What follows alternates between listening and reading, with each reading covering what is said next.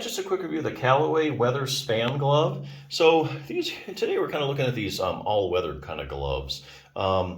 You're out there playing, starts to sprinkle, or rain or whatever, a few showers, then the sun comes out, showers again. You still got to be able to grab your club and have a really good grip on it. So there's a lot of gloves coming out now that are designed that are all weather. So, to meet those exact scenarios.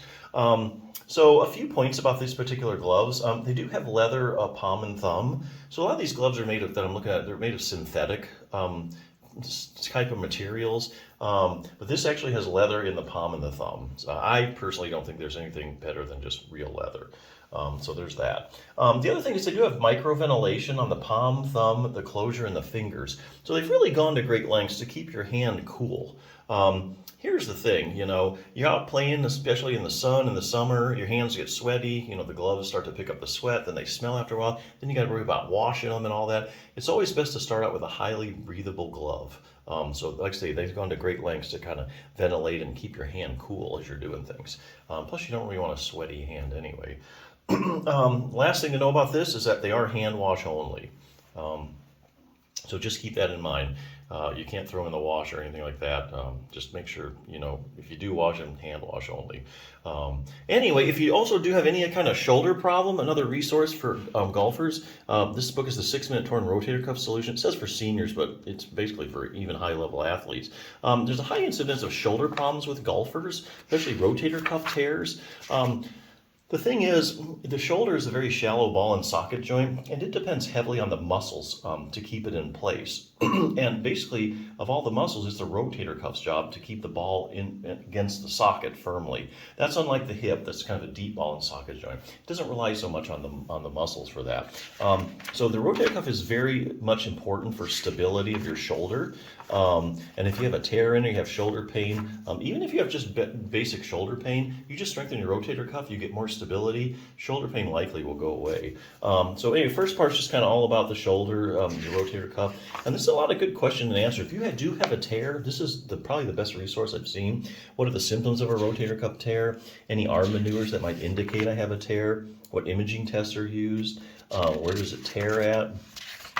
Just about anything you can think of. The different kinds of tears. Here's a good one. I have a rotator cuff tear and I'm in a lot of pain. I need surgery, right? Well, not necessarily. So this is a really scientific, evidence-based book. The only way to answer that is, so let's say you take a group of people, 100 people, right, with rotator cuff tears. You measure the size of their tears, and each one of these is a study. So they look at these kind of studies. And so you measure how big the tears are, and then you run a pain scale, like a visual analog scale. And you see, well, how bad are they hurting? So now you have 100 people, how big their tears are, how much each one is hurting. Now you would think there'd be a perfect correlation between tear size and pain. Like the people with the bigger tears are hurting the most. That's actually not what they find. There's actually a lot of people walking around with big tears that don't hurt hardly at all. And then there's people with small tears that are in excruciating pain. And then there's the group of people that have tears of various sizes and they don't even hurt at all. So basically you can't just say, oh, I have a tear, they found it on MRI, and oh, I'm in a lot of pain, that has to be repaired. Not necessarily. You could have a small tear, and that's really, not something you really want to jump into. What happens if I just leave my rotator cuff tear alone?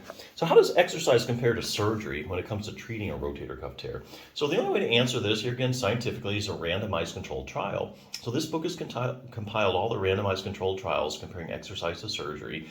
And that would be where, say, you take 100 people with a rotator cuff tear, 50 you randomly assign to surgery, the other 50 you randomly assign to a good exercise program. Then you follow them over time. You follow them, 6 months, a year, 2 years, 5 years. Who does better over time? The people that had surgery or the people that just did that good exercise program?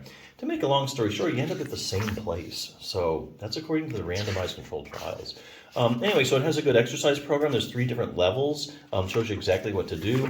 Let's say you can hardly move your arm. It has you start out with a first level. But let's say you have a high functioning shoulder. You just want to prevent a problem. You can use like the advanced one, the third one. But yeah, lots of stuff you can do if you know what to do. But hey, yeah, these gloves are pretty popular. So I say check them out.